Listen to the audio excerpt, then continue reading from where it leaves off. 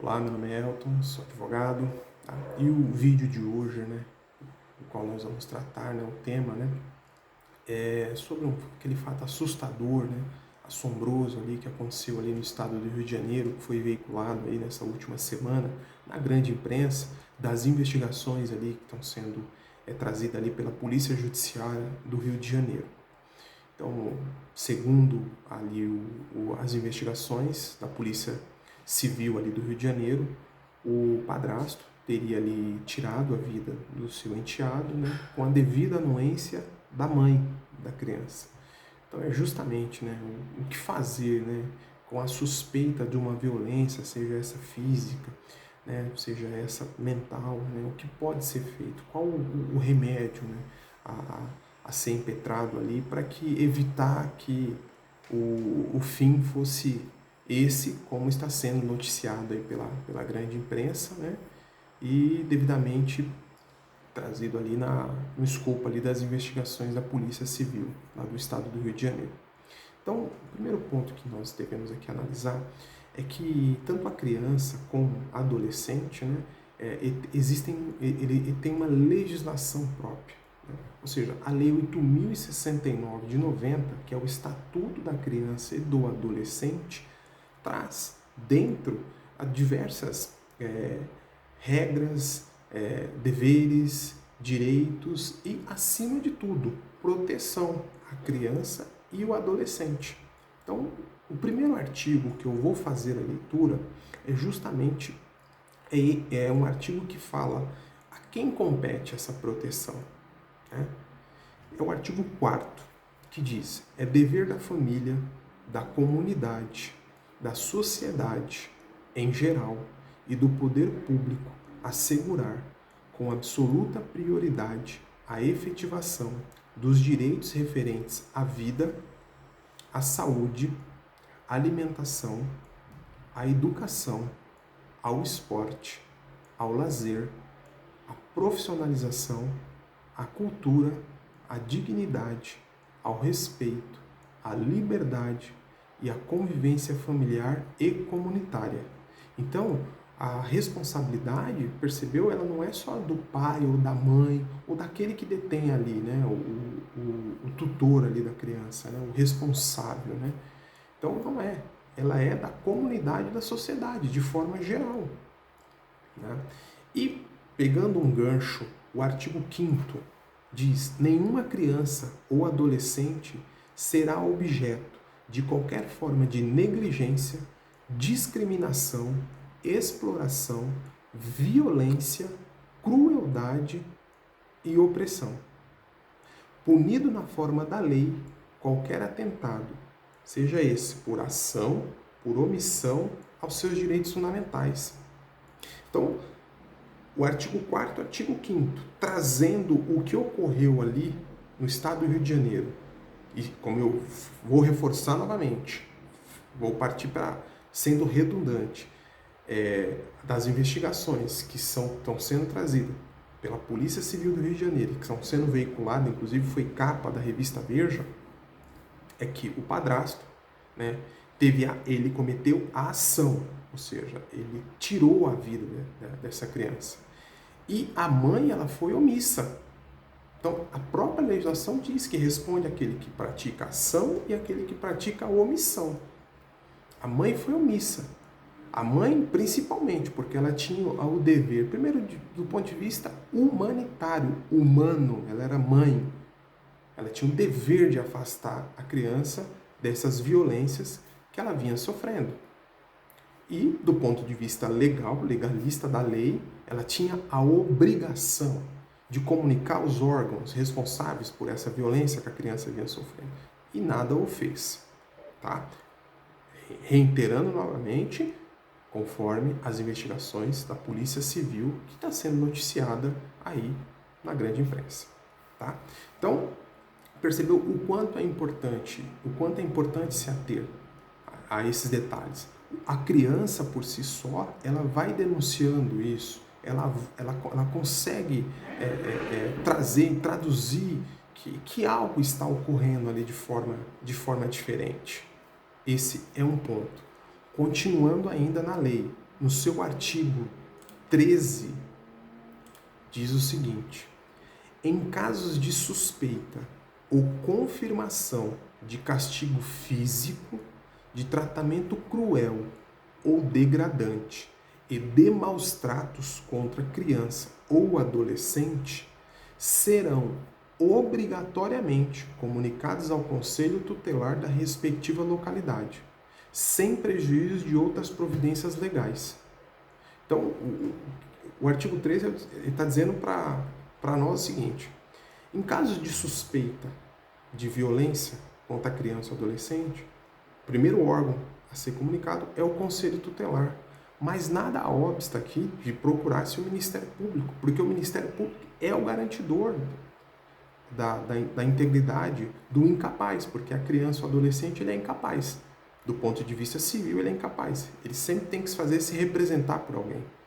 Então isso é muito importante. É importante trazer isso à tona para o que está ocorrendo aqui com a criança. Então, imaginemos assim o seguinte cenário. Numa ação de divórcio, seja ele consensual, não vou entrar no mérito, consensual, litigioso, não. O mérito aqui é outro. A guarda, ela é unilateral. A regra é que essa guarda fique com a mãe. Mas é muito comum a guarda ficar também com o pai, porque a lei assiste aos dois. Ou seja, tanto o pai quanto a mãe podem ter a guarda da criança. Então, vamos para o cenário agora. A guarda unilateral com a mãe, que, traduzindo o que ocorreu lá no Rio de Janeiro, me parece que é isso, conforme as investigações. A guarda era unilateral da mãe, do qual a criança convivia com a mãe e com o padrasto. E o pai, ali, o que ficou determinado na regulamentação de visita, o pai, acredito, que seria ali a cada 15 dias, ele retirava o filho, ficava com o filho ali o final de semana e o devolvia. Tudo leva a crer que é esse. A regra é esse o cenário, né? Cada caso é um caso. Existem visitas que é dentro da semana, existem visitas que não são a cada 15 dias, são por semana. Não é o mérito aqui do tema de hoje. Então a regra é essa. Na suspeita da criança estar sofrendo uma violência, seja essa da ordem física ou essa da ordem mental, aquele que não detém a guarda é unilateral. Aquele que não detém deve buscar aos órgãos responsáveis, Conselho Tutelar, Ministério Público, procurar um advogado da família para que possa ser intentado ali uma ação de guarda unilateral para aquele que não detém. Porque existem suspeitas que a criança pode sim estar sofrendo algum tipo de violência. Então, dentro de uma ação de guarda, principalmente dentro desse escopo, a criança passa ali, se ela já pode ser ouvida, uma criança, que foi o caso dessa criança que perdeu a vida, ele tinha 4 anos, ele pode ser ouvido. O Conselho Tutelar, né, ou seja, dentro do próprio Conselho Tutelar, você tem ali um psicólogo, uma equipe multidisciplinar, e dentro da própria ação de guarda, você tem um estudo biopsicossocial, ou seja, é uma equipe multidisciplinar que a criança vai passar justamente para tentar trazer de uma forma lúdica o que ocorre com essa criança, né? Ou seja, se é um imaginário ou se de fato está acontecendo tudo aquilo que ela vem narrando. Traduz tudo isso dentro de um relatório para que o juiz e o Ministério Público façam análise. Mas, em último caso, você não pode esperar isso, porque é um processo que demanda um tempo. Então, em caráter liminar, você pega essa guarda unilateral, demonstra que a criança está em risco, está na iminência de acontecer algo, o Ministério Público é ouvido e o juiz determina. Uma vez demonstrado, o juiz tem que determinar que essa guarda fique com a outra parte que está pedindo, porque foi provado nos autos que a criança pode ali estar sofrendo algum tipo de maus tratos. Então isso é muito importante que se atenha a isso, né? Ou seja, a guarda ela pode ser solicitada não só pela outra parte, né? No caso aqui, o exemplo que eu trouxe é o pai e mãe, mas pode ser solicitada pelos avós, seriam os avós, então, seja da parte materna ou da parte paterna, não importa, pode sim ser solicitado. Então, isso tem que ficar muito bem entendido para que não ocorra isso. Então, a criança começou a trazer ali atitudes de transtorno, de mágoa. É muito comum a criança, quando não quer retornar, é muito comum, né? Ou seja, a criança ela fica ali geralmente com o pai, então ela não quer voltar para a casa da mãe. Então, escute a criança, ouça a criança. Isso é muito importante, né? Porque são nesses detalhes, muitas vezes, que você traz a criança para um acompanhamento com um psicólogo e ela acaba por traduzir aquele sentimento dela, né? Seja em forma de desenho, seja em forma de escrita, não importa. Mas isso é importante, é muito importante se ater a esses detalhes que realmente pode ali salvar a integridade física, né, dessa criança. Isso é muito importante. O outro ponto é que a própria lei, que é o Estatuto da Criança e do Adolescente, ela traz no seu artigo 33 que a guarda obriga a prestação de assistência material, moral, educacional à criança ou adolescente, conferindo ao seu detentor o direito de se opor a terceiros, inclusive aos pais. Esse é um ponto importante. Por quê? Diferentemente do exemplo que eu dei agora anterior, imagina o seguinte cenário. Pai e mãe vivem sobre o mesmo teto, um casal normal, existe a criança. Existe a suspeita que essa criança sofre violência. Então, o avô, dá um exemplo do avô. O avô pleiteia junto à justiça, provando que isso ocorre, e o juiz concede a guarda unilateral para esses avós, liminarmente. E aí a lei diz que você pode se opor inclusive aos pais. E aí os pais vão tentar retomar a guarda. Se ficar provado que realmente essa criança sofreu esses maus tratos, dificilmente vão ter a criança de volta. Você percebe o quanto é importante se ater a isso. O quanto é importante trabalhar dentro da prevenção para que algo pior não ocorra. Isso é muito importante. Então, é isso o que a lei está nos trazendo.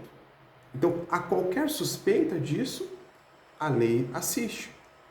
Ingresse com ação de guarda em caráter liminar para que seja analisada pelo Ministério Público, seja analisada pelo magistrado e seja concedida. Então, para que a criança realmente possa estar salva. Lembrando sempre, aqui nós sempre vamos tratar do melhor interesse da criança, que é melhor para a criança ou para o adolescente. Isso é muito importante. E continuando ainda, dentro da mesma lei, olha o quanto essa lei é importante. No seu artigo 157, ele diz: havendo motivo grave, poderá a autoridade judiciária, ouvindo o Ministério Público, como eu disse, decretar a suspensão do poder familiar. Então, assim, a guarda já tem a retirada. Você pode suspender ainda o poder familiar. E aí ele diz, liminar ou incidentalmente. Liminar ele concede, como eu expliquei, concede a liminar hoje e discute o mérito da questão daqui 1, 2 meses, não importa, mas já está salvaguardado a criança. Né? E incidentalmente, dentro de uma ação, você ingressa com outra ação para demonstrar o que está ocorrendo. Até o julgamento definitivo da causa, ficando a criança ou adolescente confiado à pessoa idônea mediante termo de responsabilidade. Então, assim, além de você ter a criança retirada, você pode ainda perder o poder familiar sobre a criança. Você pode perder de forma suspensa, ou seja, momentânea, ou você pode perder de fato, realmente, e não reaver mais isso. Então isso é muito importante. O poder familiar pode sim ser retirado do pai, da mãe, ou de um ou de outro. Então, por quê? Porque, como eu disse, sempre vamos estar levando aqui o melhor interesse da criança e do adolescente. Isso é muito importante. É muito importante nós se atermos a isso. E, continuando, a Constituição Federal, no seu artigo 227, diz, abro aspas, é dever da família, da sociedade e do Estado assegurar à criança ou adolescente e ao jovem. Percebeu? O 227 está linkando com o artigo 4º do Estatuto da Criança e do Adolescente. É dever da família, da sociedade, do Estado assegurar à criança e adolescente. É o que diz lá. Então, o dever é de todos. Com absoluta prioridade, o direito à vida, à saúde, à alimentação, à educação, ao lazer, à profissionalização, à cultura, à dignidade, ao respeito, à liberdade e à convivência familiar e comunitária, além de colocá-los a salvo de toda forma de negligência, discriminação, exploração, violência, crueldade e opressão. Então, a nossa Constituição de 88, no seu artigo 227, já assegurava esse direito à criança. E aí veio o Estatuto da Criança e do Adolescente em 1990, ou seja, 2 anos depois, e ratificou, ou seja, confirmou essa proteção à criança. Então, a qualquer sinal que isso possa ocorrer, uma das medidas a serem tomadas é a ação de guarda. Retirar a criança, de forma realmente suspender de forma o poder familiar. Então, existem mecanismos a serem tomados e eles devem ser usados, sempre levando em consideração a proteção à criança. Isso é muito, mas é muito importante que nós possamos se ater a esses detalhes. Tirando tudo isso, Conselho Tutelar, Ministério Público, o dever é da sociedade, é da comunidade, não só daqueles que detêm realmente o poder sobre a criança ou adolescente. Temos ainda alguns mecanismos que podem ser usados a nível nacional. A nível nacional, nós temos o número 100 para denunciar esse tipo de agressão, seja da ordem física ou psíquica ali para a criança. A nível estadual, nós temos o 181. A nível municipal, nós temos o 156. Então, o dever é nosso, o dever é da comunidade, é da sociedade. Por isso que devemos sempre se atentar a isso. E como eu disse no início do vídeo, a criança, ela denuncia isso. A criança, ela consegue trazer e traduzir isso, seja com uma angústia, uma tristeza, ela consegue. E aquela outra parte que não fica com ela por muito tempo, foi o exemplo que eu dei em relação ao divórcio, deve se atentar, deve ouvir esses detalhes da criança, porque é muito importante, tá? Então o vídeo de hoje era justamente esse, para trazer aí de uma forma bem explicativa, o que pode ser feito, tá? Se você gostou do vídeo, compartilhe esse vídeo, curte esse vídeo, passe essa informação adiante, tá bom? Que Deus abençoe a nossa nação.